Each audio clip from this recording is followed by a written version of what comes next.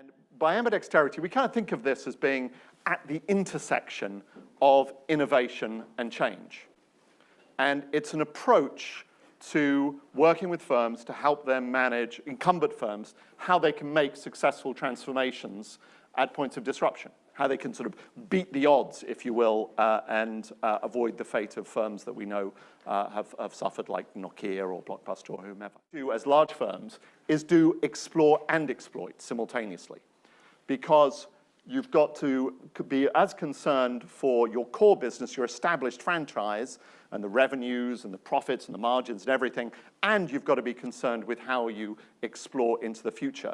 Neither of these two disciplines are of themselves unknown. It's the tension that doing them together that is really what becomes a challenge and what many firms struggle to do. And this is the reality. It's kind of, how do you be consistently inconsistent? Focus in two directions. One direction, discipline, order, don't screw up, drive the profit. And the other one, play, experiment, learn. Right? And hold that within the same organizational architecture, the same leadership architecture as the other. So there are firms that I think have done this successfully and can teach us some important lessons. And there were some people from IBM. I used to be an IBMer. It's where I got started on this, as IBM set up its emerging business opportunities from about 2000 onwards and created some billion-dollar businesses, really applying this, very deliberately applying this notion of ambidexterity.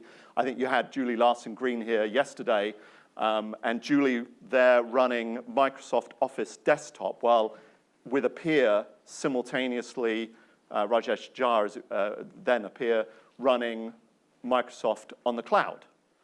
Two different ways of doing the same thing, two peers, two structurally separate organizations, each with a different mission, all under a single leader. Another example, we'll click up, might be NVIDIA, right? This is a firm that has made a tremendous leap, still doing graphic processing for computers, while at the same time developing this bold vision of how it can support autonomous driving and deep learning by being the leader in visual computing. Again, playing two games simultaneously as it does so. And my personal favorite of Elsevier, I didn't know Doruk would be here, Elsevier figuring out how to continue to be the world's largest publisher of scientific journal content and develop workflow solutions to enable scientific discovery. And also Mendeley, a scientific community, and to build sort of collaborative science models. So there are models that are successful that we've seen in a bunch of different firms. But the reality is a lot of folks get stuck.